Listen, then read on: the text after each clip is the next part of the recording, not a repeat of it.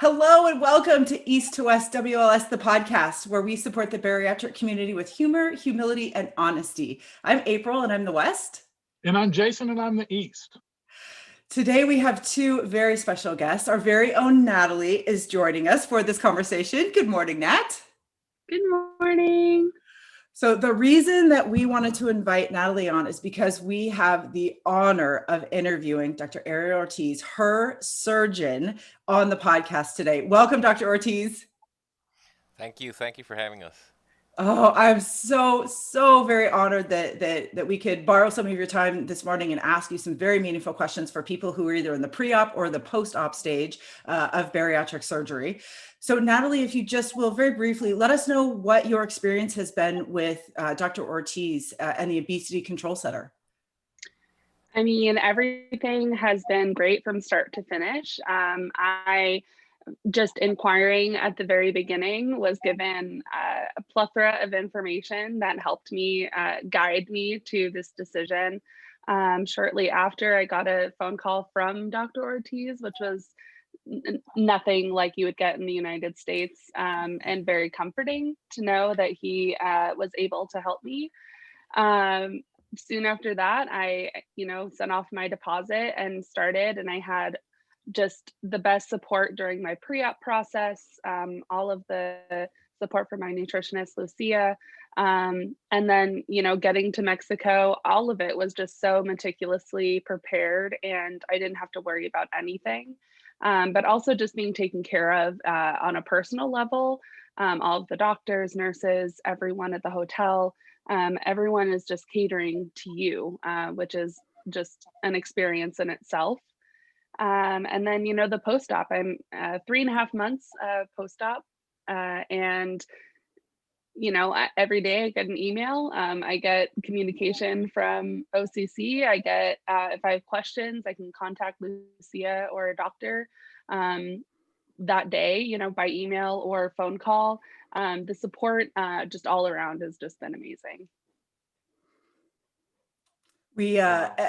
Every time Jason and I talk with Natalie about her experience, we're just blown away because the support that you offer, Dr. Ortiz, to your clients before and after weight loss surgery is really unparalleled to what he and I experienced. And the more conversations that we have with members of our community about their experience at your center, it's the most consistent type of support that I have ever come across after any type of bariatric surgery. It's just astounding. And obviously your clients are finding wonderful success after their procedures. Yeah, it's all about the success. And the truth is, this is not to be taken lightly. Of course, surgery is never the easy way out. But there's a lot of science behind what we're doing now. A lot of science. Now, I started this 25 years ago, quarter century, and we didn't know as much as we do now. And unfortunately, it's still going to be the main way to revert metabolic disease and excess weight.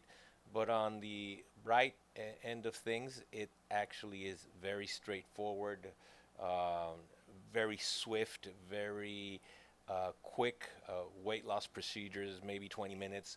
But it's not just a surgery that's going to change your life. It's a tool. It's a tool that's used in combination with the rest of the information, that plethora of information that was commented about, which is used together in order to be able to create a dramatic change in lifestyle and in health. And I think it's so critical that people understand that. And it's one of the reasons that Jason and I started East to West. It's one of the reasons Natalie has joined us, and she's such a prominent kind of influencer in our community, is because it's one thing to have the surgery. It's one thing to go to the store and so-called pick up the tool that you need, but it's a completely different thing to actually use your tool as it has been designed to help you find success. And I think so many people look at or go into bariatric surgery just assuming that that's going to fix everything, right? That I'm going to have this procedure and then boom, all of my food issues or things that were related to my weight are just going to disappear. And it doesn't disappear. The only thing that it does is it gives you something that you could use when you all of a sudden realize how food and your weight has impacted your life, right? All of these different facets. And that is where the support is needed. That is where people find success after bariatric surgery. But it's just so hard to articulate, you know, what the work of bariatric surgery is to anybody who hasn't yet had it yet, or even somebody who's just recently had it. And then they have that moment of realization of, oh my gosh, you know, the surgery really is just a tool. I really have to put in the hard work if I want to learn to live my life at a lower healthy weight. It's just, yeah, astronomical. Well, what you guys are doing is incredible because it's an essential part of success. If you don't have the support system, then that tool is not usually used correctly or to its fullest potential. So kudos to you guys. Well, thank you.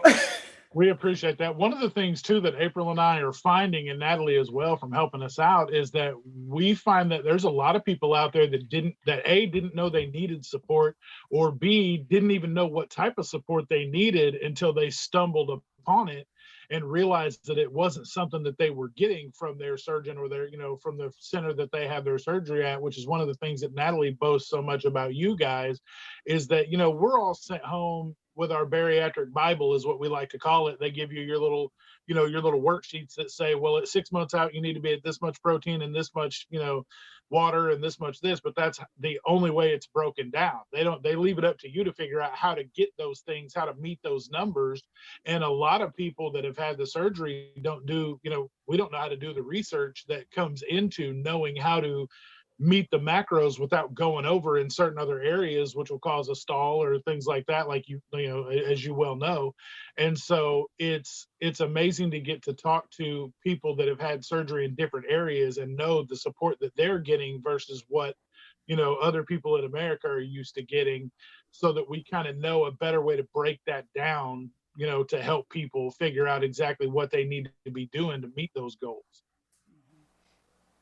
Definitely, and what we've learned over the years is everybody's different, and everybody's going to understand differently, or is going to have maybe a different level of interest into getting involved in their own process. So what we've done is we've broken it down into very small, very basic units of knowledge. And then if you want to go and deepen your knowledge, what we've created is a basic video course that's delivered to all our patients almost on a daily basis, which means that they're going to be seeing my ugly face or my nutritionist's face almost on a daily basis with 3-minute videos.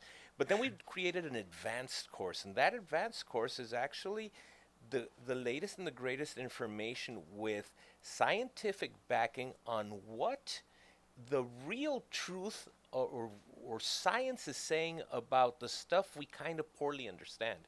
So we've known for years that it's not just the tool, the weight loss surgery. There has to be a preparation. You have to know what you're getting into. Once you have the procedure, you have to go back home and have a realistic expectation of what's going to happen. We have to be in constant contact because we want to know all the symptoms you're feeling, et cetera, et cetera. We want to be able to hold your hand through those maybe challenging times as you adapt. But then once that happens, then you're home free, and a lot of patients will say, well, I'm done, I'm ready to go, and let's rock and roll and go back to what we used to do. And it's like, no, wait, this is the start of a new life and of a new understanding, of a new relationship with food, with stress, with inflammation, all the things that we want to change. And here are the basic knowledge we want to teach you. Just very basic. If you want to learn some more, let's learn it together. And it's incredible how science is producing so much info now that contradicts everything we've learned in the past 30 years. This conversation is going to be so powerful for people at the very beginning of their journey, in the middle, like Jason and I are, or years and years, you know, outside of their surgery. We're so excited to really dive into the topics today of why weight loss surgery is such a powerful tool, how we can find success before and after our procedures, and what it really means to be a bariatric patient. Because as Jason and I are just the three of us are discovering, this is a lifetime change. We really now think of our lives as what happened before our bariatric procedure and what happened after our bariatric procedure. And yeah, you are going to shed so much light on this topic, and we are just so thankful, because our goal is to normalize weight loss surgery, right? To normalize bariatric surgery, to let people know that this is a medical tool that you can access to live your life at a healthy weight, right? Just like you would perhaps receive a heart valve transplant, or you're going to take insulin for diabetes. This is something else in the modern world of medicine that we can access to live our lives at a healthy weight for us. So, oh my goodness. Okay, I'm ready to dive in. Are you guys ready? Yes, ma'am. All right. Let's do it. So just to give our listeners and our watchers and our followers just kind of a foundation for who you are, I'm just going to refer to my notes because I want to make sure that I don't miss any part of this. You truly are one of the founders of bariatric medicine. You were part of the team that developed the lap band procedure, which is a type of bariatric medicine. You've been in the field for, as you said, over 25 years. And you are a fellow of the American College of Surgeons, the American Society of Metabolic and Bariatric Surgery, and a professor of surgery and clinical medicine at the Autonomous University of Baja California School of Medicine. And that's just a few of the things that you are. So I feel very safe to say that like you are kind of the father of bariatric surgery. Am I correct? Well, we were right time, right place, let's say. When I finished my residency, I ended up being invited to the first course in bariatric surgery in America. And one of the researchers from Belgium came over, and he taught a handful of surgeons in America. And then we became the proctors, the teachers for bariatric procedures in Latin America, in the United States, in Canada. And I was pretty young. I mean, I was 30 years old, and obesity wasn't as rampant as it is today. So we had a chance to start taking care of those patients that needed it back then, but it just exponentially grew. So right time, right place. And now it's over 24,000 surgeries later. We've learned so much. Oh my goodness. What drew you to the field of bariatric medicine? Was there something that really was exciting or interesting to you, or was it the up and coming field in medicine when you kind of entered the field? I have to say that before I started bariatrics, I did a year of plastics in San Diego, plastic surgery. So we were doing a lot of breast implants, breast reductions, a lot of different plastic and reconstructive procedures. I also toured around the world as one of the three experts in hernia surgery. So back then, industry would pay our way around so we could teach the techniques, and I was passionate about hernia surgery. But having said that, we still had this growing epidemic of obesity around the world, and it so happened that I was invited to this course. And what drew me to it was that it was a complete new science, and we really very understood the very little about how surgery could impact the well-being of somebody by helping them lose weight. Having said that, when I did and when we started doing the surgeries, it was dramatic. Seeing my patients change dramatically from what they were months later down the line, lose this massive amount of weight, but not just become physically different, but mentally different and metabolically different. When I started seeing that surgery could cure diabetes and hypertension and bad cholesterol and all these different things, and the joint pain wasn't there anymore, and the quality of life was so different, that I said, oh my God, this fell into my lap. I'm so blessed to be able to do it and to be able to bless others. And that's where it all started. That speaks, I think, to all of our hearts. And Jason and Natalie, I would love for you guys to kind of share just a very brief kind of testimony to like what has changed in your life after surgery. Because as Dr. Ortiz says, I mean, it's just like you become a completely new person after surgery. So Jason, what has kind of been the biggest transformation that you've noticed? Very similar to what Dr. Ortiz says. How has your life really changed since surgery? A lot of what Dr. Ortiz just said actually spoke to me. The joint pain, metabolically changing, all my stats have gone down as far as cholesterol and all that goes. At my heaviest, I was 468 pounds, and that was on March 11th, 2 weeks before March 11th, when I started my liquid diet of 2020. I was 468 pounds, and as of this morning, I weighed 301.8 pounds. So I'm at my lowest that I've been since surgery. And I have completely normal labs now when I go in. My knees that used to just be a wreck when I would try to, I have like a 6-step staircase at the back of my work that I used to walk up, and it would take me everything dragging myself up by the arm rails to get up the top of those stairs. And my knee would hurt for the first hour I was at work just from trying to get up there. And now I can, mow the entire front backyard of my house and do work inside and out, and it doesn't hurt at all. I don't get winded in it. Like I used to get winded walking from the front door of my house to the car, and now I can mow the entire yard and be perfectly fine. So it's been a tremendous change for me that I truly can say saved my life. Yeah, and I guess I would say for myself, I have always had issues with psoriasis and other like inflammation um, in my body, being as obese as I was.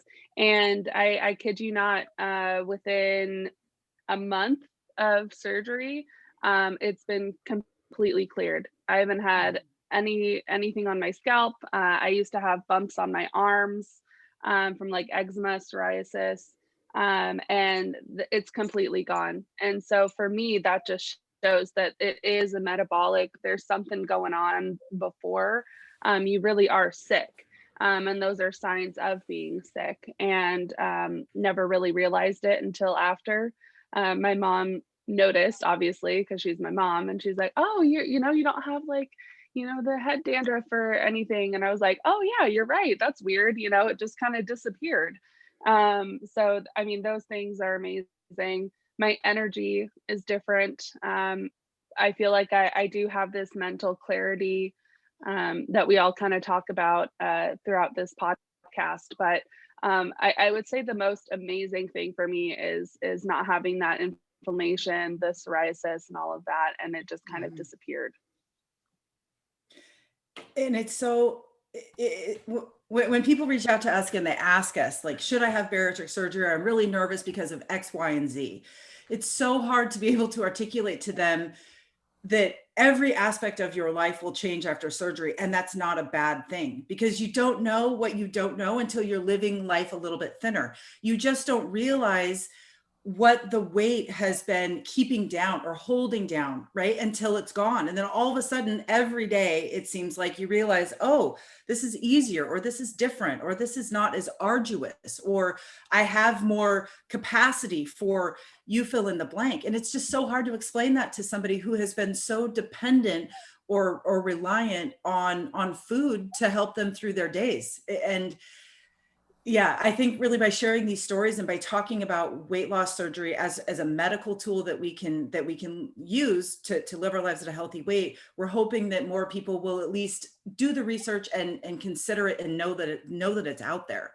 Which is kind of one of my first questions to you, Dr. Ortiz. Why do you think so many people wait so long to either begin the research about bariatric surgery or actually make the decision to have it? Why is it still considered such like a taboo medical procedure?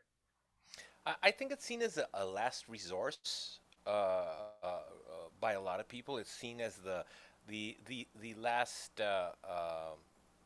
thing you're gonna do once you've tried everything else. And I have my thoughts very specifically on that. It shouldn't be the last resource, it should be the first one. Having said that, it's also considered only for somebody that's extremely overweight or obese Mm-hmm. in general, and even in the medical community, especially in the United States, coverage by insurance is only going to happen when somebody is extremely sick or extremely overweight or extremely incapacitated. And I think these are errors. I'll put it to you this way. 7 out of 10 people in the United States, adults, are overweight or obese. 7 out of 10.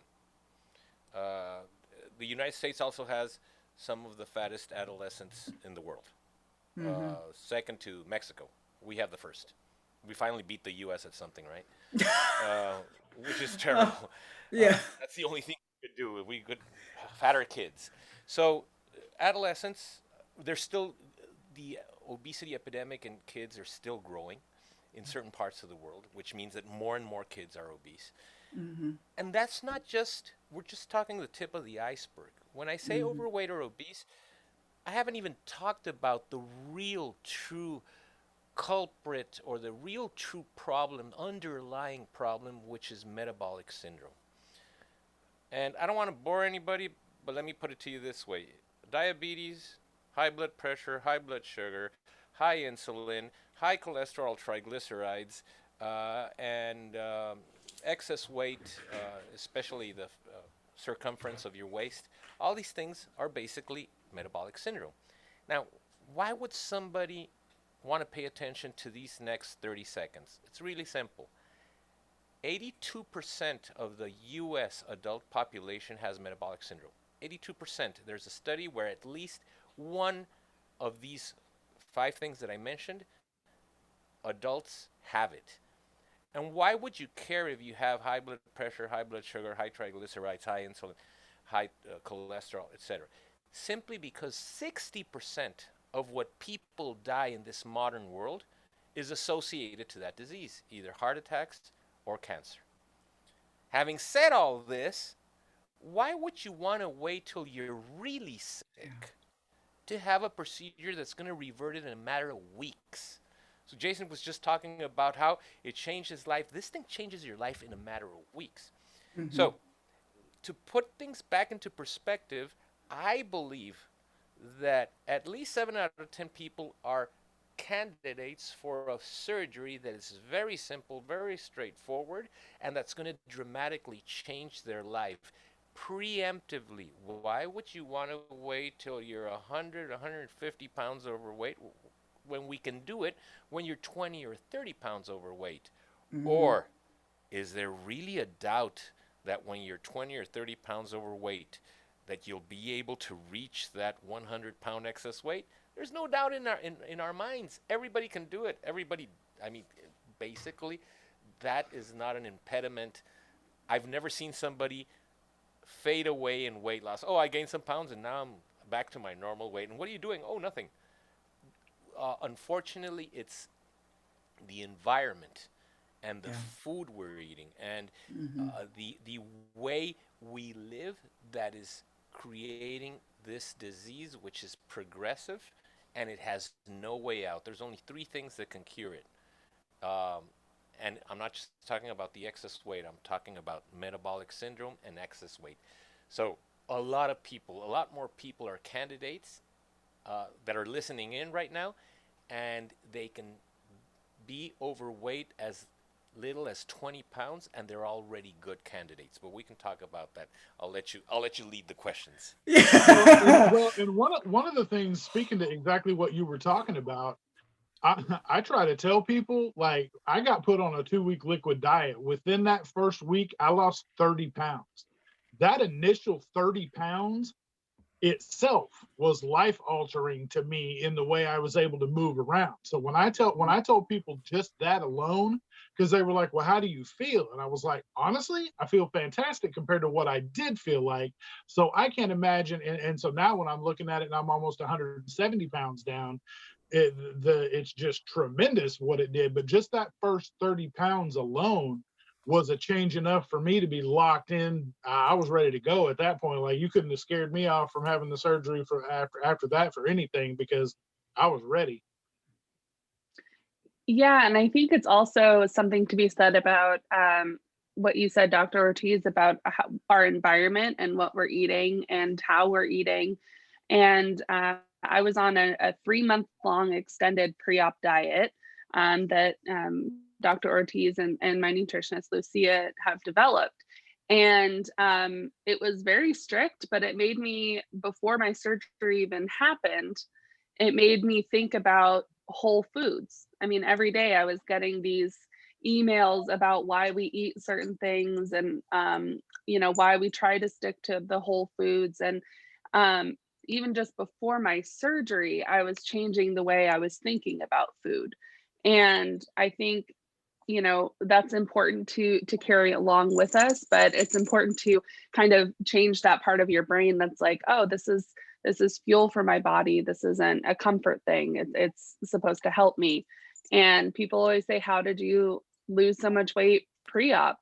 And I just said, I just ate what my nutritionist told me to. It was whole foods, it was lean meat, nothing else.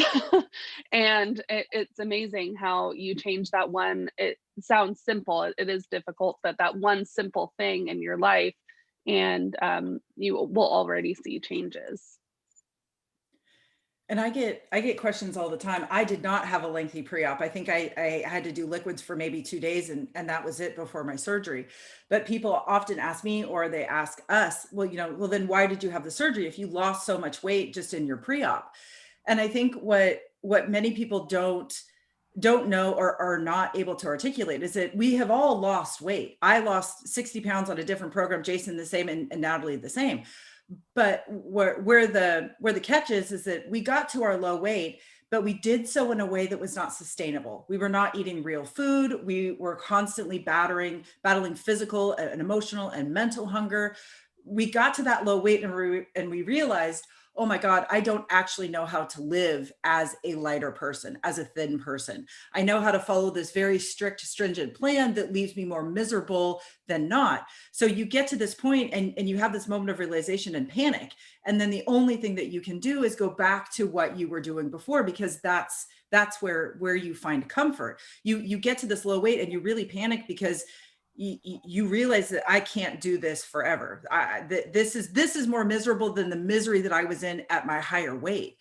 And sometimes I think that the shows like My 600-Pound Life, which I love to watch, in some ways do a little bit of a disservice, because they're only showing people in this extreme weight category, right? Whereas, I would look at that and I'd say, well, at least I don't weigh 600 pounds. I weigh 326 pounds, it's not a big deal, right? I can lose weight. I've done it before. Diet cultures and all these, people and programs are telling me that all I need to do is X, Y, and Z, and it's simple. Well, it's not, because it's much more than just what we eat. And I'm so thankful that you are able to say this is for anybody who has these symptoms or these syndromes, for anybody whose waist is this round, or 20 pounds overweight. It's so comforting to know that I my weight is there's lots of reasons that we have a difficult time living at a healthy weight. And it's not because we go through drive-throughs every day. It's not because we sneak food, right? It's because we have real biological metabolic things that are going on in our bodies that prevent us from living at a weight that's healthy for us, right? And I'm not saying just like, that's why we too never say what somebody's new low weight should be, because every body is different. I might want to weigh 180 pounds. That just not might be the reality for my body. So if we can learn to live at a healthy weight for us, for where our doctors say, nope, your levels are great, your diabetes has gone right, all of those things that you were talking about disappear when you lose this weight. It's just, it's unfortunate that people wait so long. But as you said, there's a lot of things that go into that. There's a lot of noise on Yeah. what's right, what's wrong, what should we do, what shouldn't we do. And when science has reanalyzed how these trends have all started, when I'm talking about weight loss programs, we unfortunately had it really wrong. We had it wrong since the 1960s, 1950s. Researchers started correlating diet and heart disease. So they said, you know what? It's probably fat that's creating the heart disease. And then they did some trials and they found out that there was a correlation.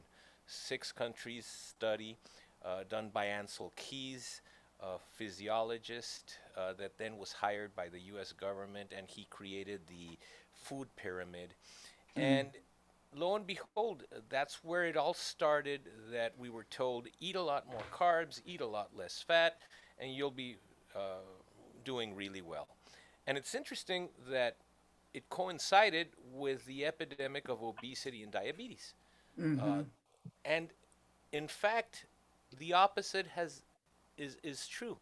The more fat you eat, the less probability of heart attacks you're going to have. It's actually the carbs, the sugars that have been associated to obesity and associated to fatty liver disease and diabetes and heart attacks, etc. Fortunately, even though in recent times nobody had heard 5 years ago about what ketones were or ketosis or etc., it wasn't until this great scientist named Kardashian that she went public with her diet, and then suddenly, oh, she's a scientist. Yeah, let's follow her lead, and it became world popular. But behind all of this fad, and there is some science to be discussed about for what should be people should people be doing to lose that excess weight and revert their metabolic syndrome. And surgery definitely plays a role in a good population of people that are trying to revert their excess weight and their metabolic disease. And both goes hand in hand. If you're overweight, 80% of the people that are overweight have metabolic syndrome. And the big kicker here is that 30% of people that are not overweight have metabolic syndrome. So even if you're not overweight, you could potentially be a candidate for weight loss surgery.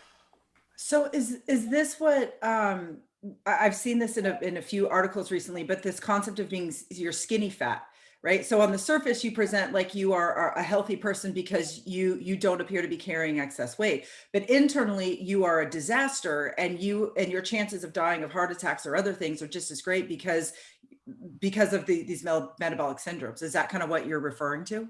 TOFI's, thin on the outside, fat on the inside. So, so, Oh. so it's really not a matter of how much you weigh. And I tell all my patients, don't weigh yourself that much. It's about how much body fat you carry. And body fat is created by the consumption usually of sugar, not really fat. So it has changed so much the way we view how you get overweight and how to resolve it. This thing about calories in, calories out was also a big error. That no way has that been proven. It's actually been disproven. And big, huge studies around the world, including in the US, the largest one that said move more, eat less. That was a total failure. They actually had to cancel. The National Institute of Health had to cancel that study because it didn't work. After years, almost a decade of people moving more and eating less, you know what happened? They didn't get any thinner. They didn't get Oh. any healthier. So it Hmm. really isn't calories in, calories out. It's a different understanding of metabolic wellness. So I always, I, people may want to hear a little bit about bariatric surgery, and yes, it's a tool. We also call it metabolic surgery because it's one of those three things that we now know that can revert metabolic disease. And yes, I'm worried that people are overweight and their quality of life, and but I'm more worried about their inflammatory status, their diseases like hypertension, high blood pressure, high blood sugar, high cholesterol, high triglycerides, that sooner or later are going to create disease and probably even kill the patient. So that's why I concentrate more on If you're overweight, you probably have metabolic syndrome, and we want to address it earlier than later. Oh my gosh, my brain, I'm just like, I don't know if you can see this. And if you're watching, you see me looking down because I'm like frantically writing notes about what you're saying. I'm like, oh my God. Okay. So you just said something that absolutely blew my mind because those two words together, metabolic wellness. I mean, I have like goosebumps because it's so difficult to explain to people what the work of weight loss surgery is. And Natalie and Jason are both going, because this is like, we're really trying to work on this over here at East to West, because you can have the surgery, absolutely. But if you eat what you ate before surgery, after surgery, you are going to weigh what you weighed or more after surgery, right? Because if you are still eating these high sugar, these processed foods that are not holistically nutritious, the surgery isn't going to do anything for you, right? Because you can, many of us, you can still drink soda, you can still have candy bars, you can eat chips, you can eat all of these foods that are going to kill you. And just because you have a tinier stomach, it doesn't mean anything. You can still eat those foods. So, it's just, going through this mind shift after surgery is so difficult because you really have to wrap your brain around, oh no, I really do have to become a completely different person uh, in order to find success. And people are just not prepared for that. So when you say metabolic wellness, what are you talking about? What does that mean to you? So we live in an inflammatory state, unfortunately. Like I said, this study I was quoting, 2009, 2016, looked at adults in the United States, and they found that only 12.2% of the US adult population is metabolically fit, which means that the rest, 87.8% of the US population is either overweight or has high blood pressure, high blood sugar, high insulin, high cholesterol, high triglycerides, which in turn has been directly linked to heart attacks, cancer, dementia, Alzheimer's, etc. The stuff that kills us. Over 60% of the people that die in the United States die of things related to metabolic syndrome. Come on, you got to worry about that. People are going nuts with COVID-19 right now. That's nothing compared to the pandemic of metabolic disease. So when we talk about metabolic wellness, I'm talking about, first of all, we all live in an inflammatory status. We're all inflamed. We'll go back to that. Number two, 7 out of 10 people are overweight or obese, right? Number three, we're all stressed out. So when you add these three things together, now you've got the perfect combination for disease. We know that there's a direct correlation between these three situations and disease. So the logic would be, why don't we revert these things, try to control them, and see what happens.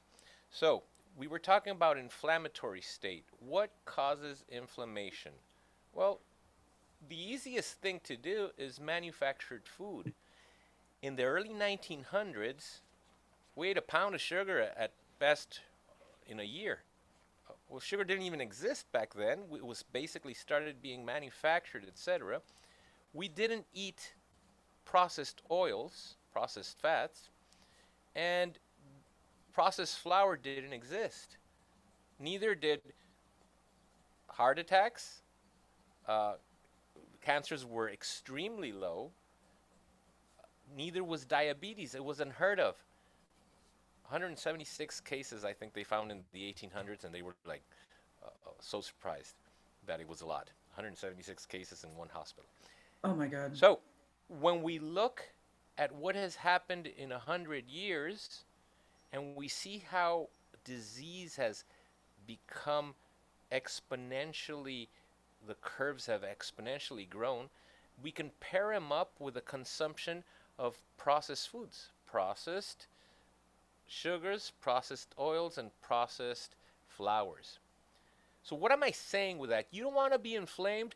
Don't eat processed foods. 50% of the food we eat in America is processed foods. Keep away from processed foods.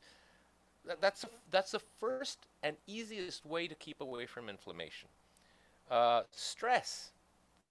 we live in a stress society. We need to learn how to go back to basics. And there's from meditation to even religion, etc. There's so much that we could actually do to revert that stress. And last but not least, that excess weight and that state of metabolic disease that we're talking about is highly associated to what we eat. We all live in a situation, a lot of us do, where our insulin is creeping up higher and higher and higher, and that in turn is an anabolic hormone which makes you fatter and fatter and fatter and hungry and hungry and hungrier.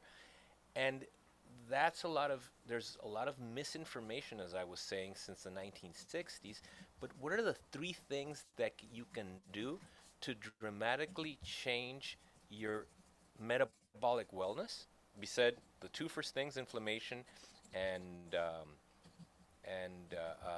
stress. Lower stress. Low stress. But the most important things you can do from a diet standpoint, from an eating standpoint, to revert metabolic syndrome, especially if you're already diseased, if you already have, like, say, for instance, diabetes, you can do intermittent fasting. You can do therapeutic carb restriction, which means low carb lifestyle, low carb, high fat eating, and you can have surgery. What do we do at OCC? We combine all three. And in fact, our program is designed to use these three tools, which is intermittent fasting, low carb therapeutic carb restriction, weight loss surgery, and then we also address the inflammatory state and the last one, which is the Stress. stress. Yes. I wanted you to jump in. Yeah. That's I am like, I at a loss for words, and that does not happen very often. I'm just blown away because I guess while I knew all of these things, they did not exist in the same like graphic. I'm a visual person. So when I'm thinking about, the work of weight loss surgery, to see all three of these things in a graphic really explains how all of these come together to help me and to help us maintain this metabolic wellness. Because I've always known, and we have always said, it's not just about the food that you eat. Yes, you eat less, and you have to be very cognizant and aware of the type of foods that you're taking in. But if you have stalled out in your weight loss, you need to look at the other facets of your life, right? Are you stressed? Are you tracking things? Like, what foods are you eating? And 9 times out of 10, people say, well, I don't know. I'm not tracking. And it's like, okay, but then you don't know what's actually going on. But to have such a very clear roadmap to what it takes to find success after weight loss surgery, this is just astronomical, right? And the way that we get to really this state of metabolic wellness is really, it's just through tracking.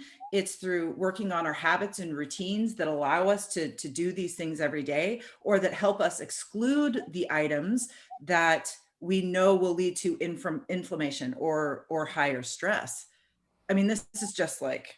Well, and it's funny that you mentioned the difference between the move more and eat less people, because April and I consistently say, if it was all about cardio, there wouldn't be any fat mailmen, there wouldn't be any fat teachers, there wouldn't be any fat, because these people move around all day long and they're constantly trying diets and things of that nature. And so, yeah, that for people to just say, well, all you got to do is move a little bit more, just jump on a treadmill, eat a salad, you'll be all right. And it's like, yeah, I've tried all that, but thanks though. Yeah. The most powerful thing I learned at my time with Weight Watchers is fitness happens in the gym. Weight loss happens in the kitchen, right? People always want to come at us and be like, oh, you should have just gone to the gym more. Really? Then why you look like a box of cornflakes at the gym? No, that is not the only thing that you need in life. This is ridiculous. If I don't move, I'm not going to live a long, healthy life, period. Right? So movement is absolutely a necessary component to this, to our life being healthy. But the only thing that's really going to impact our weight and body fat is what we consume. And if we're consuming high sugar or processed foods, like as you said, it doesn't matter if we have weight loss surgery, and it doesn't matter if we eat very little. If I'm still eating candy bars and chips every single day, I'm never going to weigh something that's healthy for my body ever. And Dr. Ortiz, I have to ask you, I have never heard about processed flour before. That's never something that I even considered. So are you saying that like even our flour is processed to the point that it now is not something that is healthy for us? Well, those three things we were talking about, what are the three ingredients of processed foods? Processed flour, processed oils, and processed sugars.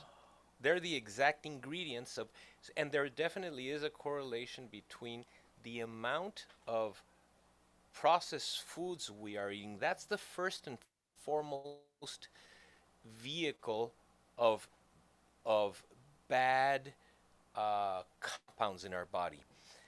I'm going to give you a stat which is extremely alarming, and this one probably is going to hit home to all the viewers. This is the first time in the history of humanity that adolescents and children have non-alcoholic liver cirrhosis.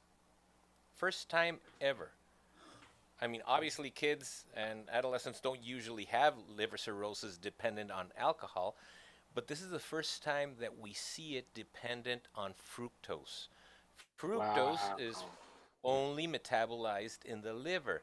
Fructose comes from sugars, from processed sugars, and sugars are hidden everywhere in processed foods. This is a big problem that's up and coming because we are now seeing non-alcoholic fatty liver disease in adolescents as much as adults.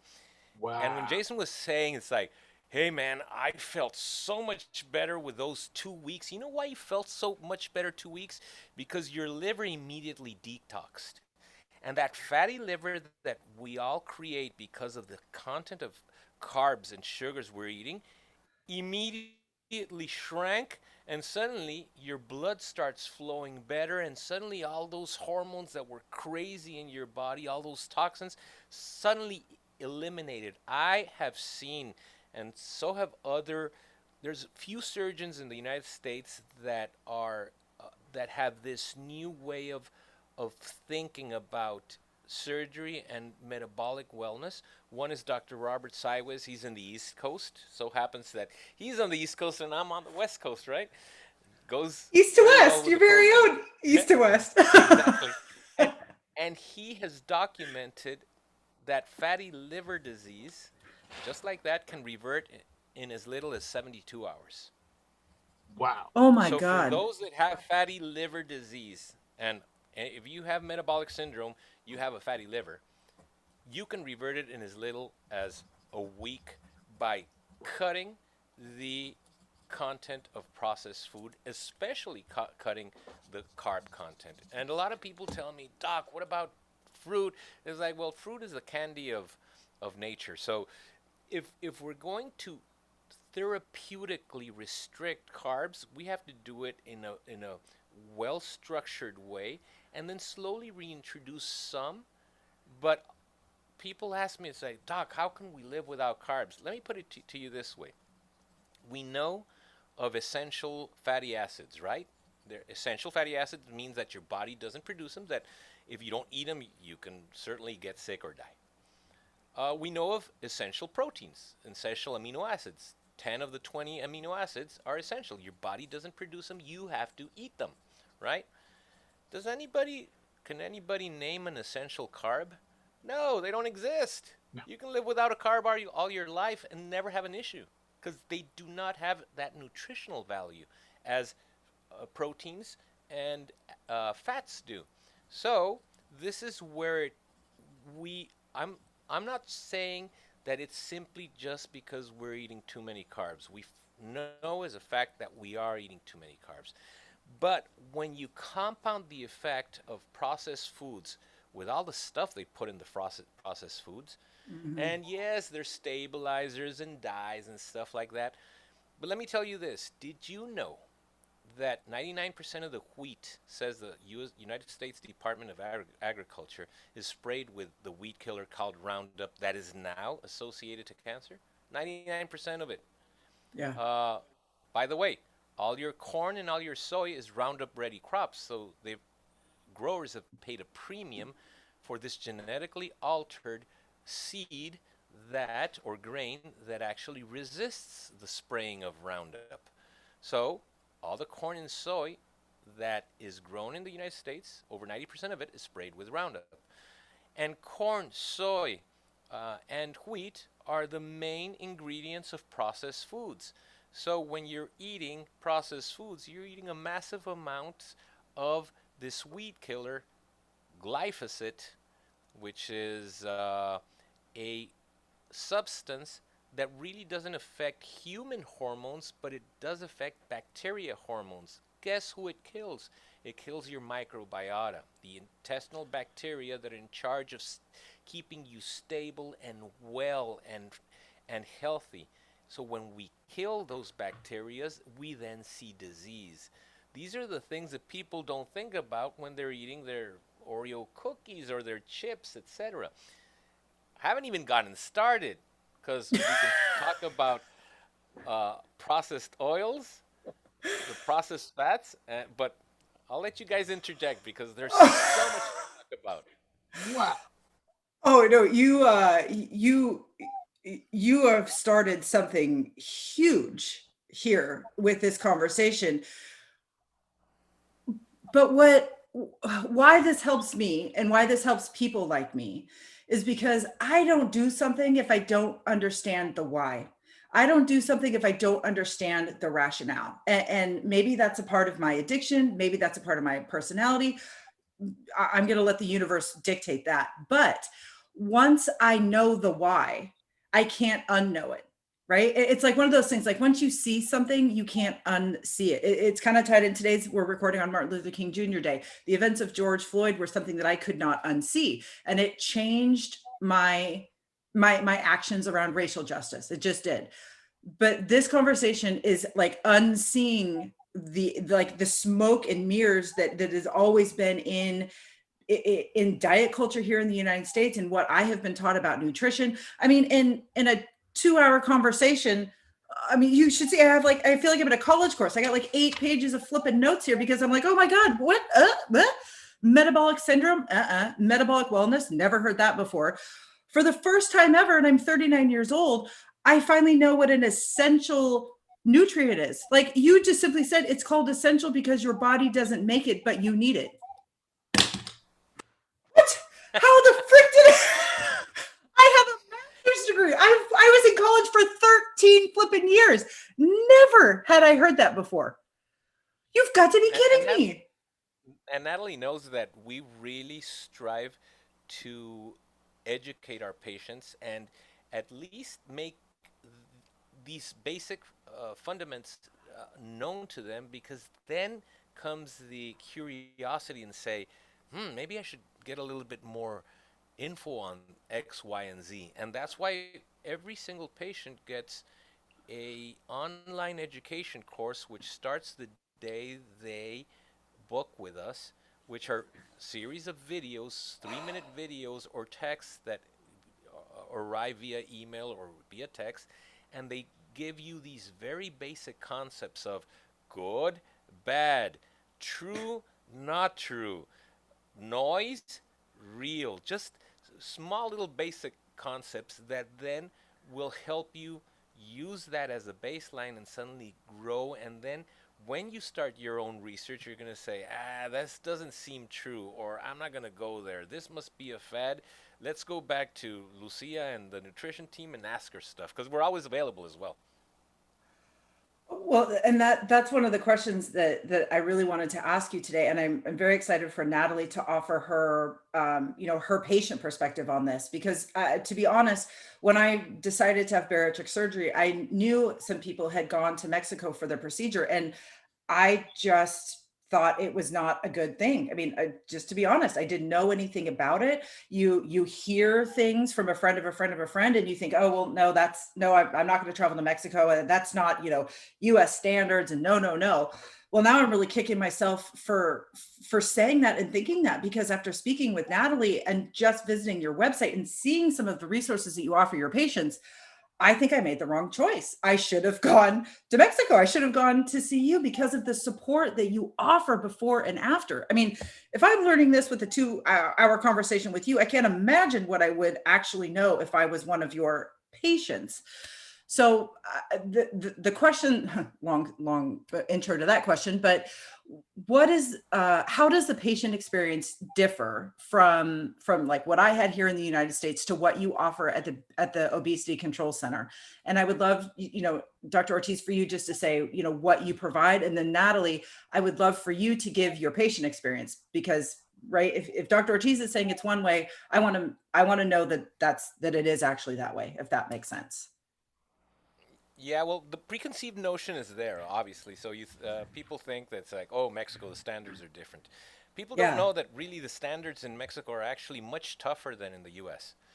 From a healthcare standpoint. Having said that, out of respect to my patients, I've always said, you know what, I can toot my own horn, but I'd rather have a third-party international accreditation just to back up what we're claiming to be high quality, high standards, high safety. So we have five quality accreditations: Joint Commission International, which is the gold standard, ISO 9001, and many others, just simply because we do it out of respect for our patients. So, like a patient told me today, it's like, I don't know why people would go anywhere else, and I'm like, hey, I might use that as a slogan. So Yeah. my patient was telling me today, don't mind if I do. And so what we offer to the patient, it's not just surgery. I want people, my idea is that I have to understand that it's really stressful taking this decision, this big step. So what's my responsibility? Number one, when you select a place, I want you to be reassured that at least from a surgical standpoint, from a safety standpoint, from a effectiveness standpoint, it's going to work. And then you put that little X on the box, and you say, all right, I got that covered. What's my other worry? All right, well, if it's going to work, okay, we'll cover that. How do we do it? By educating you before and then following you up after. But what about failing? We'll cover that as well. What about my change in life? We'll cover that. So my responsibility is not just to provide a surgery, it's to provide the environment and the tranquility, the peace that is associated to taking this huge step, this decision, and then telling you, I'm going to hold your hand after. And I'm going to use the best resources possible to teach you, so you can then in turn influence others and teach them. So we call them influencers. And definitely Natalie is an influencer. Yes. So Natalie, Dr. Ortiz is saying we're covering all these aspects of your life before and after surgery. What does that look like on your end, on the patient end? Yeah, I mean, so obviously, I'm sorry if you hear dogs in the background. My neighbors are being loud. But obviously, if my lifestyle beforehand was so different to where it is now. Before I thought carbs were a part of my plate, they had to be on there. That's what I was taught from, a young age. And, I was a 90s kid. So that's kind of when this whole epidemic really started. And, now just being a patient of Dr. Ortiz and learning that, carbs don't really have to be on your plate. As long as you have protein and vegetables, you're good. You can survive on that. And people always tell me that, oh, if you're working out, you need more carbs, or, oh, if you're doing, X, Y, or Z. And carbs have always made me feel sick. I usually get kind of that carb I don't want to say flu because that's when you're getting off of it, but they never made me feel good. Mhm. And that's something that I'm learning, after surgery, that I don't need carbs to be successful. I don't need carbs to do No. anything. I tell people I just eat protein and vegetables or protein and fruit if I need them, and um, it does well for me. I don't need all of the extras. But that's something that I kind of had to learn from all of the videos from Dr. Ortiz and his team, and do more research myself and really learn that you know I can get by on just meat and vegetables, and I can be happy. And Natalie, I know too, it just in our personal conversations, you get daily emails, you get text Yes, message reminders. You're asked to submit like how you're feeling and what you're eating and what you're experiencing on a daily, weekly, and monthly timeline. You check in with yes, nutritionists often. You're members of his huge Facebook support group, which is like just yes, nonstop 24/7 access to experts and resources. So if you have a question, if you have a concern, you have multiple places that you can go for information on your own time, right? When the videos yes, or the written information, in resource links that have been vetted, right, to be medically accurate and sound. And then you have people that you can reach out to like 24/7, it seems like. So no matter yes, where you are in the journey, you have that support. And recently you and I were talking on the phone and you're like, oh, I got an email from Dr. Ortiz.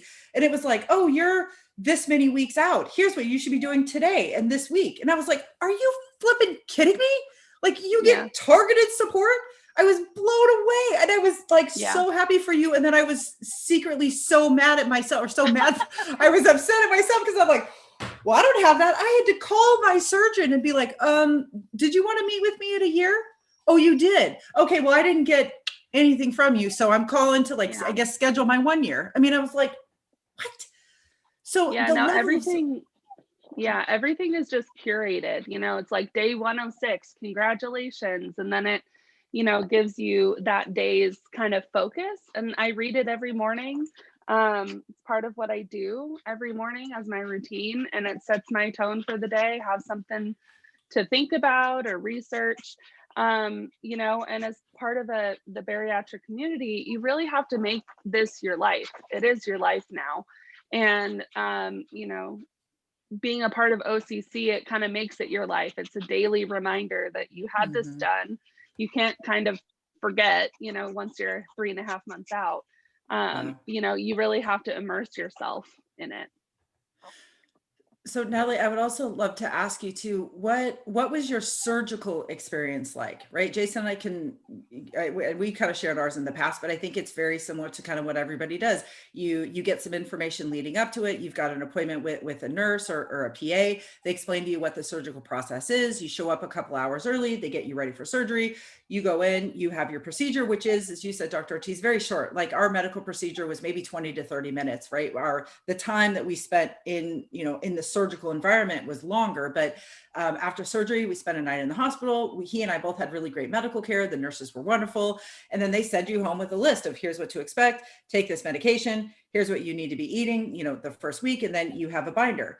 And then I called the nurse all the time because things were happening and I was scared and confused, and they were very helpful. They were very responsive. But that was my only recourse. And then that was it. That was the end of my support. So how did your surgical experience differ from what Jason and I experienced? Yeah, so I mean, obviously I was in another country, so they do once you enter or get to the hotel in Mexico, they collect blood samples for all of your labs. They COVID tested me. Once all of that was good to go, I got scheduled for my CT scan. And once you're cleared on your CT scan, you get your time for surgery. The next day, you come in, they hook you up for your EKG, they get you all situated. I got to talk to Lucia, who is the nutritionist there, kind of talk to her about my progress and, just to say hi, to put a face to the name, and then you wait and then you get hooked up with your IV. You make sure that all is well. I struggle with anxiety disorder, so they were kind enough to help me, with that beforehand. And then, a quick meeting with Dr. Ortiz, which was great, very calming, minutes before your surgery to get to talk to your surgeon. And then, before you know it, you're on the table, you're talking. I think we talked about my Harry Potter tattoo before I went under. And that's the last thing I remember. And then, just woke up, it transferred back to my room, and I had some really wonderful nurses that, every hour would come in, tell me it's time to walk. They gave me ice chips or ice cubes, which was great help, post-op when your throat is sore and you don't necessarily want to drink. So they brought me everything I needed. And then literally 6 a.m. the next day, I'm discharged and I'm back in the hotel. It was a very quick day. You don't stay in the hospital for longer than you have to, as long as everything is good. Went back to the hotel for a night, and then you go back to the center for a leak test to make sure that all is good. Which is basically a barium swallow. So you're swallowing this so that they can watch it. And it's kind of cool because you can kind of watch it on a screen in front of you. And I was experiencing some inflammation of the part where my esophagus meets my stomach. I would take a sip of water, and then I would have to immediately get up and walk around in order for it to move through my stomach. And they were great. They gave me an anti-inflammation shot, and I've had no issues since. So everything was very oh, you have a problem? Here we go. Oh, you need this? Here's that.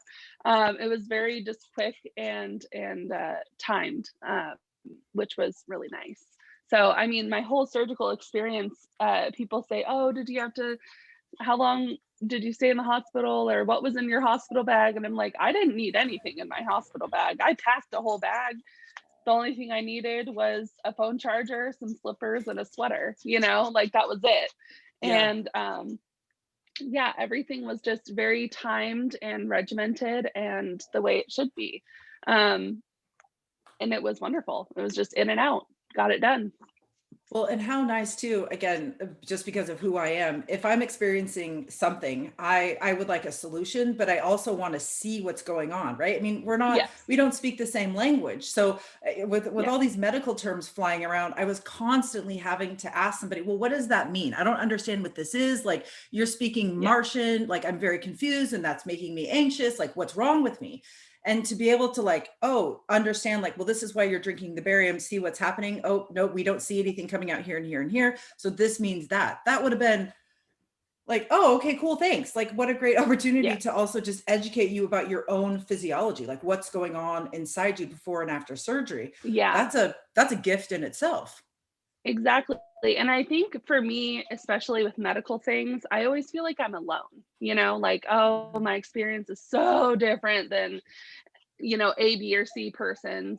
But really, it's very similar, because I said, oh, yeah, I'm kind of having issues with drinking water. And they're like, oh, cool, let's just take a look. Oh, yep, see right there. This is exactly what that is. Cool, let's give you a shot and you're good to go. It was just very oh, yeah, we see that all the time, whatever. It was very nonchalant. It wasn't a big deal, which I feel like sometimes in the US, everything is just a big deal. And then you're made to feel like it's a big deal. Yes. And then you're made to feel bad because you're bringing it up to your nurse or to your surgeon, right? Because you think well, I must be odd because nobody else is experiencing this.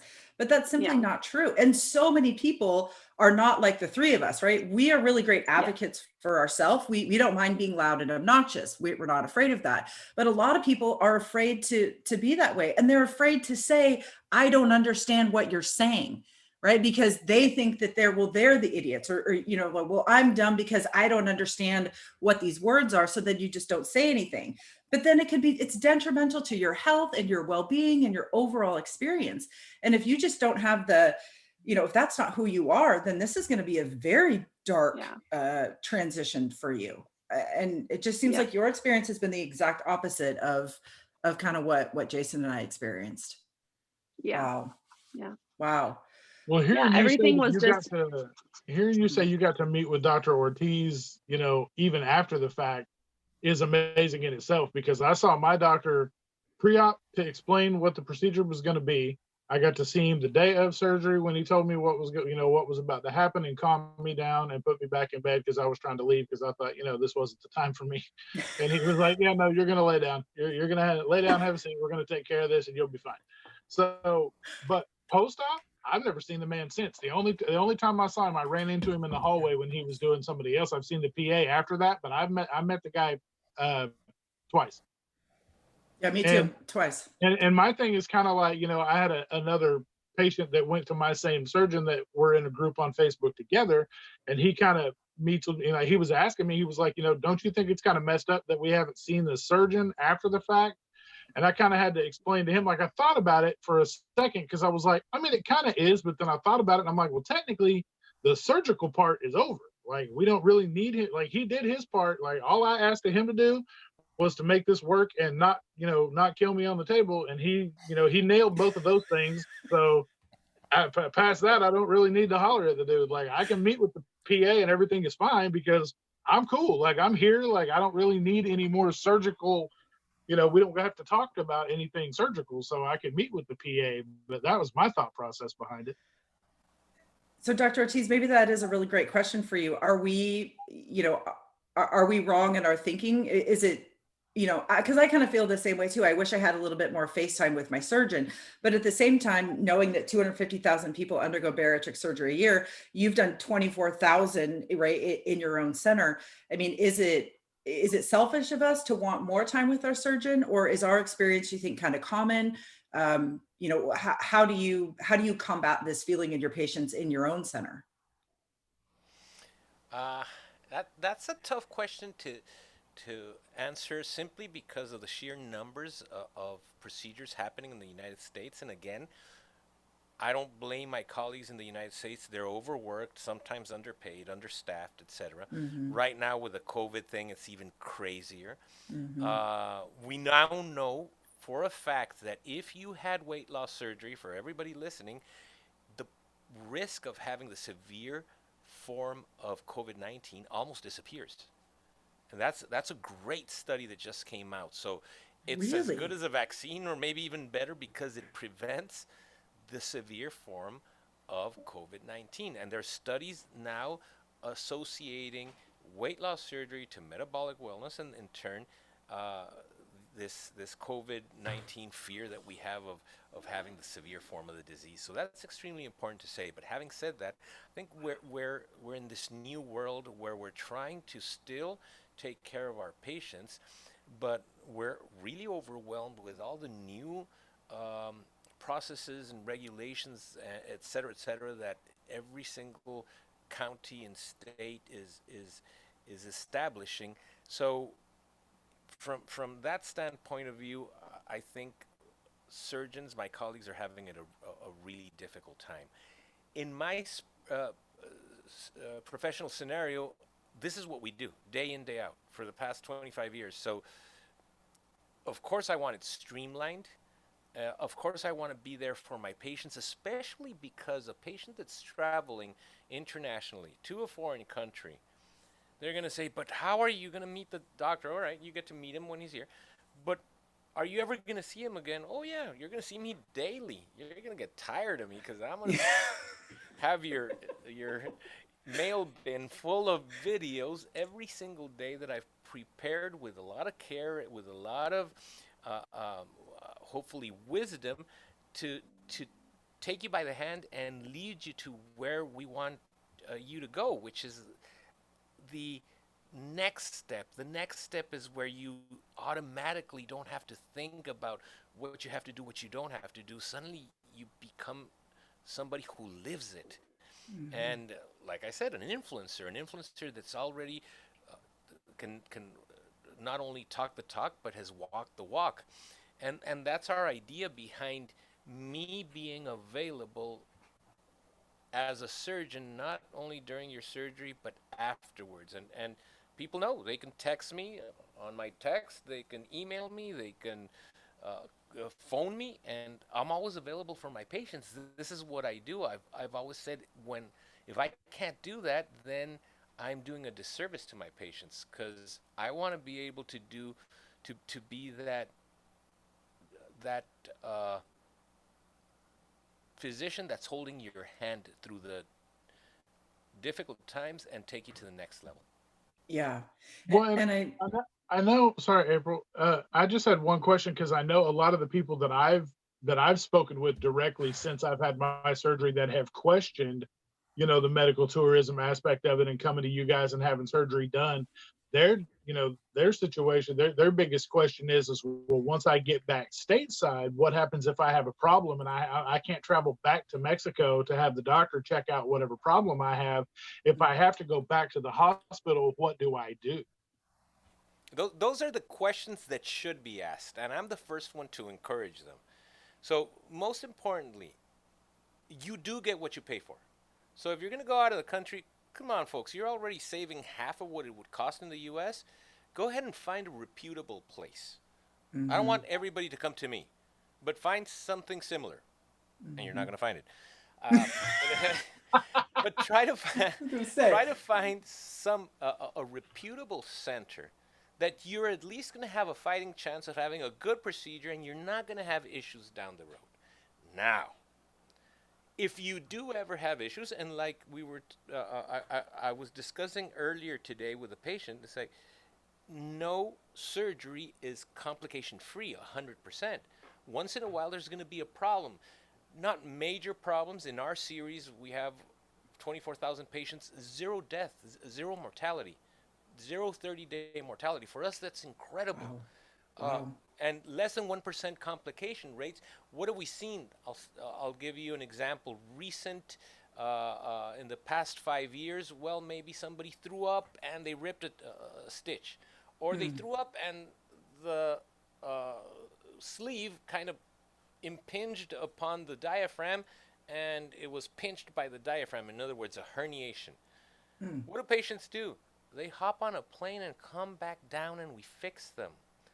Because then what happens, sometimes they're going to go into the ER, and they're there 8 hours, right?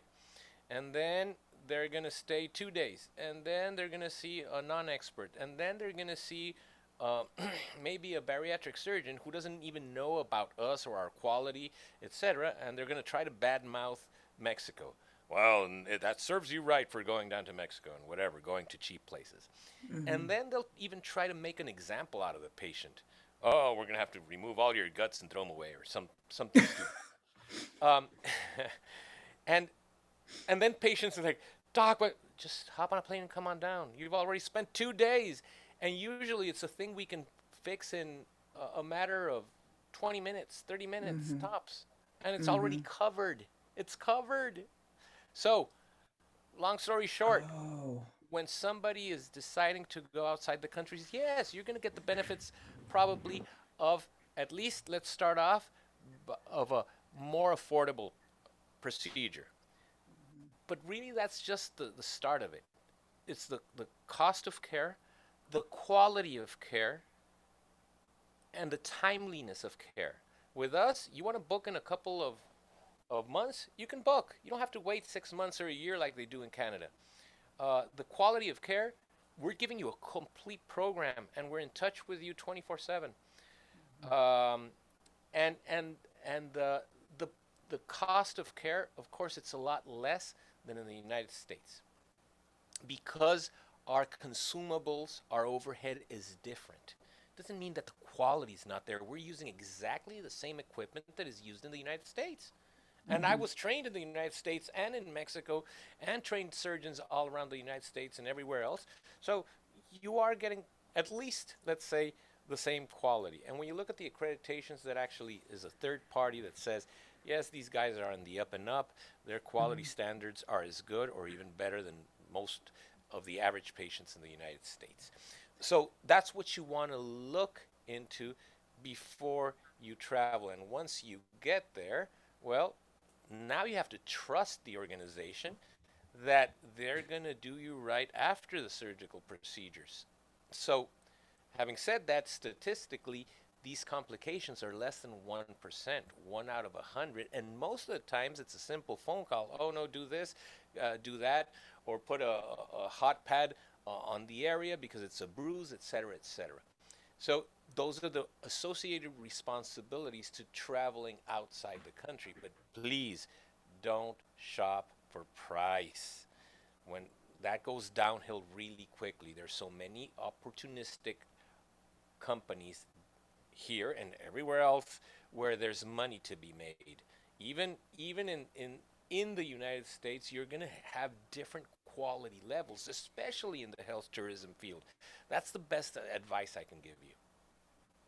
Well, and just hearing your background before you entered, right, the bariatric world of medicine, your training was in, like, the hernia repair, which is a complication that some people experience. And then you also have it on the other side on plastic. So really, you're such a well-rounded surgeon, because not only are you an expert in the procedures that you do, but you understand the complications and how to fix them or how to avoid them in the first place. And then you know how to support people after their procedures. So it's just it seems like just such a very complete package that you offer as an individual, and that you have built into the center that you have created in Mexico. And thank you for pointing that out. Yeah, we because of the nature of not just the surgery, the nature of the patient and the traveling patient. I want my surgery to be no nonsense, straightforward, recover, walk around, I send you back home. And that's why we do the things we do. So say, for instance, with the gastric sleeve, we've designed something called the improved gastric sleeve. How did we improve it? No leaks, less heartburn, better weight loss, no failures. Because if you look online, that's what people are saying. Oh, I got heartburn. Oh, I failed. Oh, I had a leak. So we don't want any complications, and we want it to be as effective as possible. So we redesigned the procedure. So that's what you get when you have 25 years of experience at a center versus the El Cheapo with a free pair of Ginsu knives, absolutely free. You'll be back now, and you get the Geopet, but wait, there's more, et cetera, et cetera. So that's the most important thing I can tell people. Don't go cheap. You're already saving so much by going out of the country, but there's a responsibility to trusting that organization for your care afterwards. Just be available for them. And of course, don't skip my videos, because my program, my follow program, is a video-based program that then you can use the links right there, and you can generate a phone call or an email or call us up or whatever. But it all starts with that follow-up program that you have to look at every day. Much like Natalie says, it's her morning news, that daily video. Yeah, and I also just wanted to say, part of, researching medical tourism and looking into where to go in Mexico, I was torn between another facility and OCC. The other one, of course, had the lower price tag. But, after weighing everything that you get really with OCC, all of the follow-up, I remember reading people's testimonies on the Facebook groups, and you really do get so much more from this place, and to pay a couple thousand more, sure, sign me up. It ended up being a no-brainer, because you get so much more, even though you are saving money by going to Mexico. You just get the amount that I've received from OCC is just so much more than I even think or thought that I would. Well, and I think I paid about $9,000 out of pocket for my procedure. So it was billed at over $130,000, and I paid $9,000. Yeah. And I had zero complications. There was, my surgeon got into me, and he was like, oh, it was even better than what I expected. Nothing but great things to say about my insides, which means my procedure was, was great. And I had no complications whatsoever. And it was $130,000 bill and $9,000 out of pocket. And after talking with Natalie, it's like, I could have spent less money, gone to OCC, I think had a much better overall experience, right? I was thrilled with my surgeons, I was thrilled with my nurses, my hospital stay was wonderful here, right? Like that was all wonderful. But the aftercare and the before care, I think would have been far superior to what I received here, and I would have spent way less money and I would have gotten a vacation out of it. So something to think about if you're in these stages. Look, if I had to pay $9,000 out of pocket, I'd be sitting here talking to y'all fat as hell right now, because I wouldn't been able to do it. Mine was about $900 out of pocket, and my overall surgery cost was about $45,000. But yeah, nope. I'd still just be sitting here. I'd just be talking to you guys big as hell, because no. Well, you also get, like you said, you make a vacation out of it. You're at this hotel and you're sitting by the pool and you see another person who just had surgery recovering by the pool. You're like, oh, hey, most people are there with OCC. There are other people that are there with other surgeon centers, but you're like, oh, hey, did you go see Dr. Ortiz? Oh, yeah. And then they tell you how their experience was, which calms you down. You make friends, and then, yeah, it's kind of like the way that my mom and I kept relating it was like college, we're all here for a reason. We're all in the dorms, so to speak, and it takes the stigma away. You just are like, okay, everyone else is here for the same thing.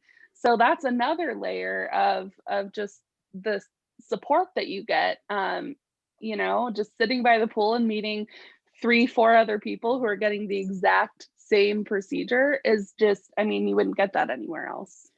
The fact that you said, I got ready for surgery sitting by a pool makes me hate you even more, because I got ready for surgery sitting in my own fear and anxiety, locked in a bedroom somewhere. So yeah. Yeah, and the popsicles there are bomb, let me just say. Don't even. Okay, I'm gonna mute you and you don't get to talk for the entire rest of the interview. You're dead now. You're dead. Oh my goodness. Dr. Ortiz, I have two more questions that I would like to ask you before we wrap up this interview, but really they're related to how people can find success after weight loss surgery. So in your experience, what are the most common reasons that people are not able to maintain their low weight after weight loss surgery? It's going to be several parts to answer the question. The most important thing is selecting a procedure for the right reasons. Having realistic expectations, because you might be successful from a physiological standpoint, even from a medical standpoint, but in your mind you think you failed. So I would start off by saying, first and foremost, select a procedure that's right for you. The problem with this is that not all procedures are created equal, but there's certain rules. The more aggressive the procedure, the more lean mass loss you're going to have. In other words, the more aggressive the procedure, the more invasive the procedure, the more muscle you're going to lose. So, are you willing to lose 20 more pounds with the biggest, toughest procedure, the Mac Daddy of them all, knowing that it's going to be hair loss, protein loss, muscle loss, skin loss that you're losing, not body fat loss? So it's extremely important to understand that not all procedures are created equal. There's midline procedures, then the more aggressive ones, and the finer ones, etc. So that's very important that you have to discuss with your physician, and of course do research online. I believe in the stepped up approach. We start off with a very basic, very straightforward procedure and go from there. Having done so many thousands and thousands of procedures, I've rarely had to convert that procedure into another one, because the very mild procedure, it works. It works well when done correctly and when applied as a program, not just a tool. Then, once you have realistic expectations, what is the weight loss you want to have? Is it really weight loss? Is it body fat loss? Or do you want to have metabolic wellness? And you have to even those out. And that's why our nutrition team works with the patients and says, all right, let's have you lose weight before the surgery. And that's not only something that's required because it shrinks your liver, right, Jason? It also gives you a prognosis of how well you're going to do in the future after the having had the weight loss procedure. So if somebody loses a lot of weight before the procedure, I greet them, I almost hug them before COVID, and then I tell them, you're going to do incredibly well after the surgery simply because I've done so many of these that I know that you're going to do really well. And yes, three to 6 months later, especially guys, 3 months later, they're at their weight loss goal. And it's like, Yeah. dog, how'd you know? It's like, well, been there, done that. So that's extremely important. You have to set a baseline and say, this is where I want to go. And last but not least, it's selecting a program, not just a procedure.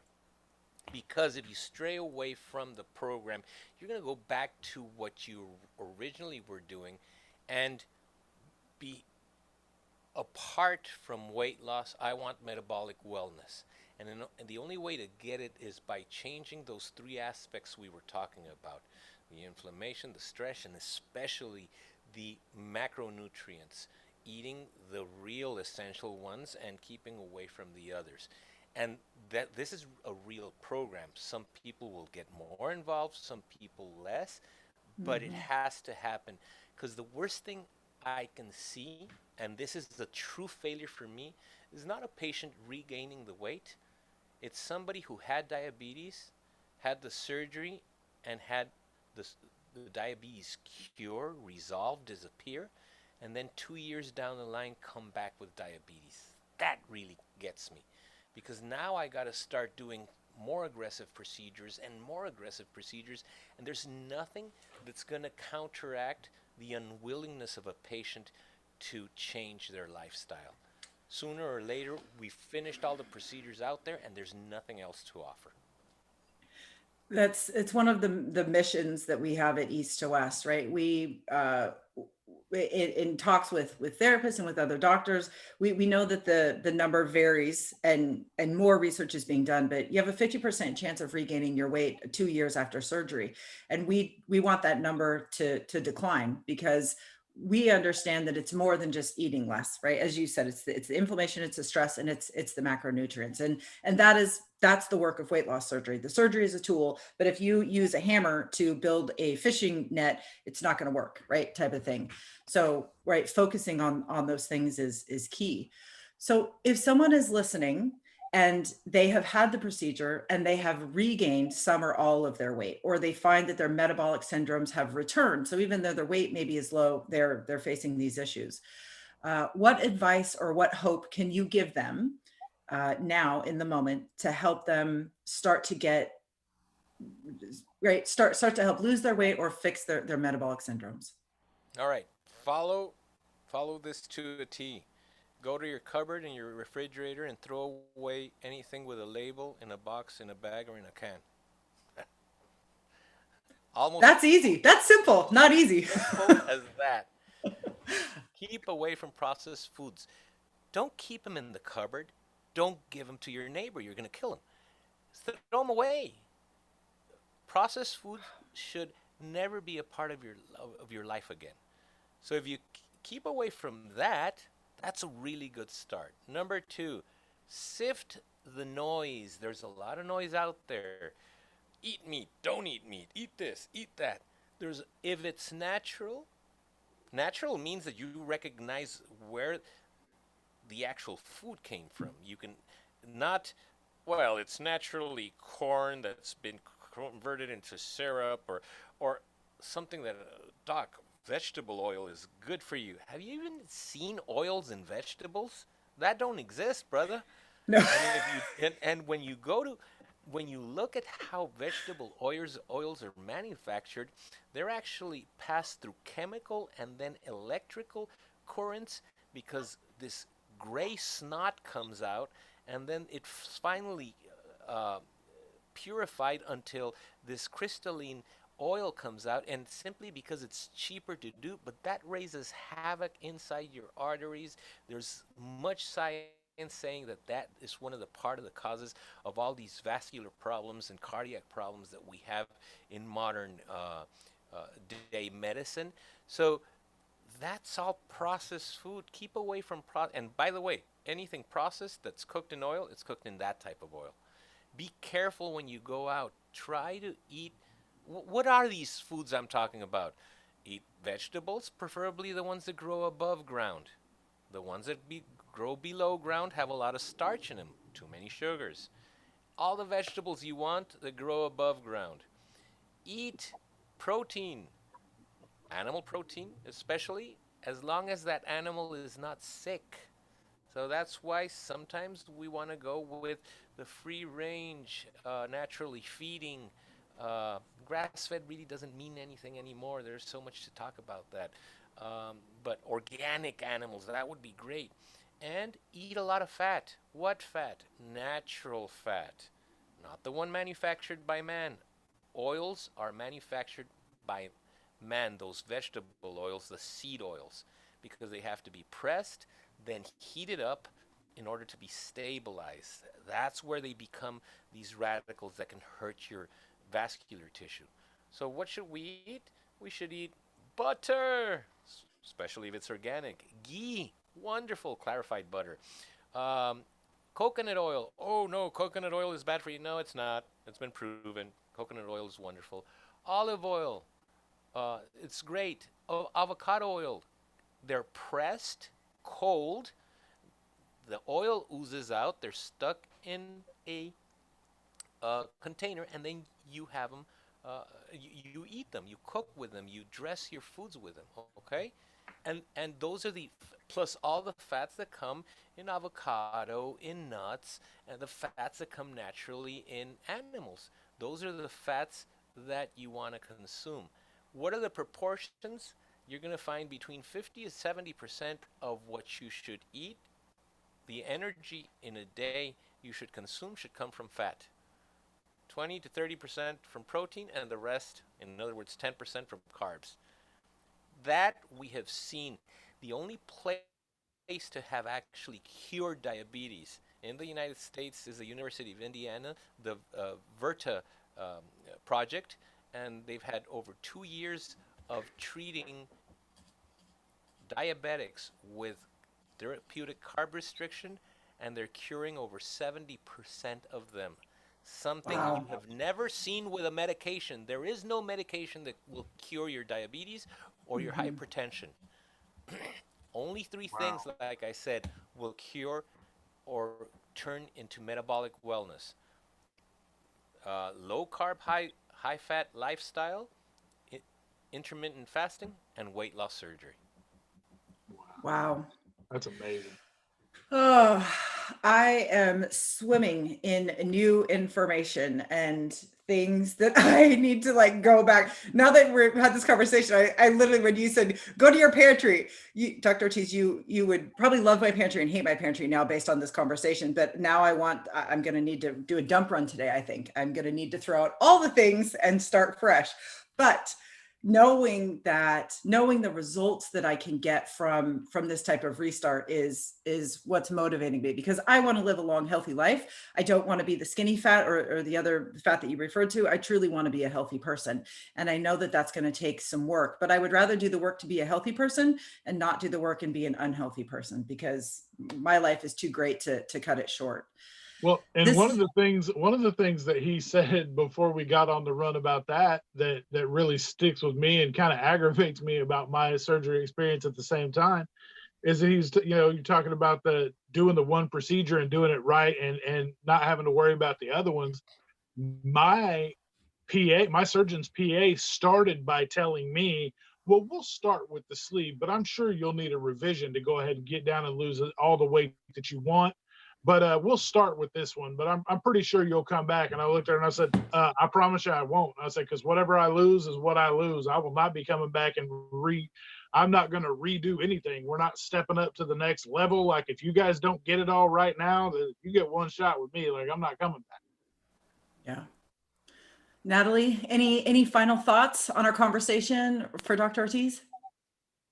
No, I mean, I'm just, glad I have had all this information sent to my email, my inbox, and I've been able to watch all of Dr. Ortiz's videos. But to hear him, speak it again, it's just a great reminder to just keep it simple.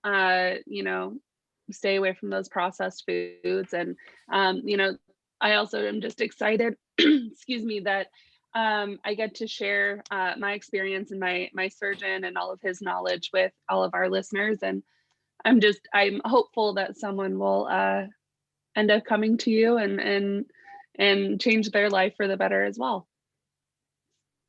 Oh my goodness. Dr. Ortiz, we are so, so thankful for your time and your knowledge and your expertise. We know that you are an extremely busy human saving the world in more ways than one. And we're so thankful for your time. We love to give our guests kind of the floor at the end of our interview. Is there anything that we left unsaid or any other tidbits that you'd like to pass along to our listeners or watchers? Well, first of all, congratulations, because this is what people need. Need to find somewhere safe to be heard, to listen, to be educated.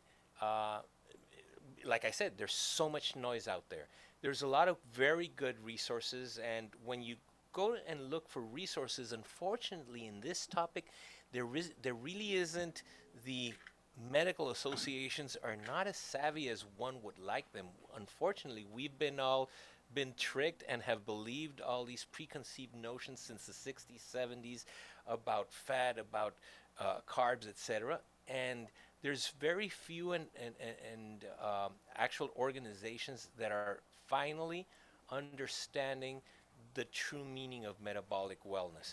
The most important thing is that if you're in the process of selecting weight loss surgery, definitely do your homework. Don't go over the cheapest place. Go to the place that's recognized, accredited, etc. Take time. Ask to speak to the surgeon or to the physician.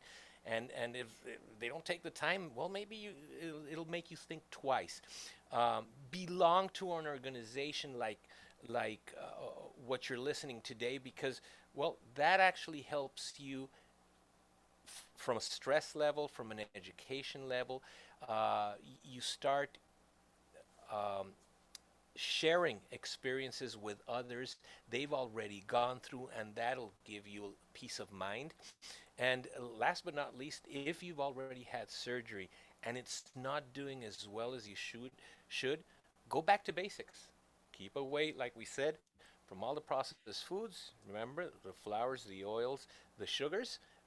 Go back to basics. Start eating good, wholesome food. Like I said, if you're going to do something, eat leafy greens and vegetables that grow above ground. Eat protein. Eat animal fat and all the good fats. Keep away from the other ones, and that will reboot your system. And 100% of the time, patients that stick to a plan like that start losing weight again, and they regain their metabolic wellness. That phrase is burned into every corner of my being now. Metabolic wellness. I might get it tattooed somewhere. I mean, that is just that truly is transformational for me, and I think it's going to be transformational to everybody who listens or watches this episode. Dr. Ortiz, we cannot thank you enough. This has been life affirming in more ways than one. If you do not follow Dr. Ortiz, you absolutely need to do so. He is on Instagram. His website is phenomenal. I spent hours going down the rabbit hole of all of the videos that they have offered there, and it is a wonderful place to start. Just Google Obesity Control Center. It's www.obesitycontrolcenter.com. Highly recommend. That's a wonderful place to start. And like I said, there's Facebook groups. Their Facebook page is very informative, and if you would like information, reach out to them directly, and you can start your journey there with them.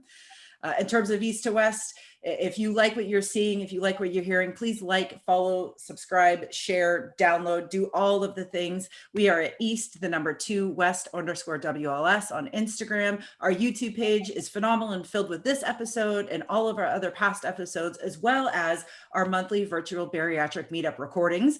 And they're all there free for you to access. And if you really, really like what we do and you want to support us at a different level, we encourage you to become a patron of East to West. And your support just means that we can continue to support this community highly in ways that are meaningful and valuable for bariatric patients, no matter where you are in the process. Jason, my friend, you want to take us out? Yes, ma'am. Dr. Ortiz, we thank you again so much for joining us. Can't thank you enough. Your information is invaluable. To everybody that's watching, listening, sharing our information, we thank you so much for all the support that you give us. We're able to do what we do because you guys help support us, and supporting you guys supports us as well. Like, you hold us accountable, we're accountable to what you guys do as well. So we thank you so much for joining us, and you've got this, we've got you, and we'll see you next time. Awesome. Thank you.